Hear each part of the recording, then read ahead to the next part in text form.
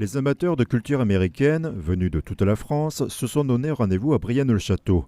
Sur fond de musique country et de cris de pom-pom girl, ce rassemblement a permis de réunir près de 800 véhicules, dont certains dotés de moteurs V8 au vrombissement spécifique.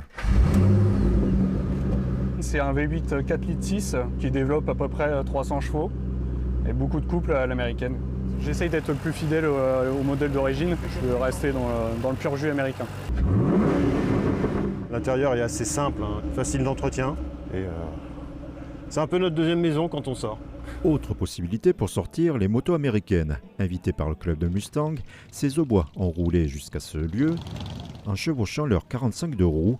Quant aux tenues, jeans et cuir sont de rigueur. Et on voit beaucoup de jeunes. On a le plus gros groupe de jeunes de France. Voilà. Donc on va acheter une Harley, on va mettre un casque-bol, on va acheter un petit cuir histoire de rentrer bien dans le moule. On redécouvre le plaisir de ce que c'est de se balader en moto.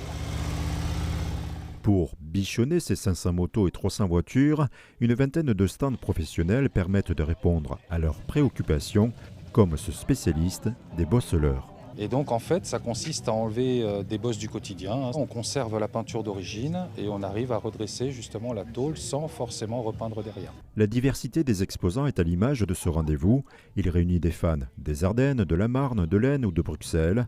Vu le fort capital sympathie pour ces véhicules, certains n'ont pas hésité à se déplacer pour la première fois jusqu'à cette ancienne base militaire. Jeudi et vendredi, on a visité le secteur avec le club organisateur de Corvette, qui lui est situé à Montpellier. Et donc ils ont visité toute la région, visite de cave de Champagne, visite de Troyes, et puis donc ici en statique là pour le week-end. On a eu des gens qui sont venus de Suisse, du Luxembourg, de Belgique. Que des retours positifs. Alors on a eu un petit souci hier parce qu'on a dû fermer les clôtures à 17h tellement il y avait de monde. Malheureusement ceux qui sont arrivés pour la dernière heure étaient un petit peu déçus, mais on n'a pas eu le choix, quoi. Surpris par la présence de près de 10 000 visiteurs, les organisateurs envisagent d'ores et déjà une nouvelle édition dès l'an prochain.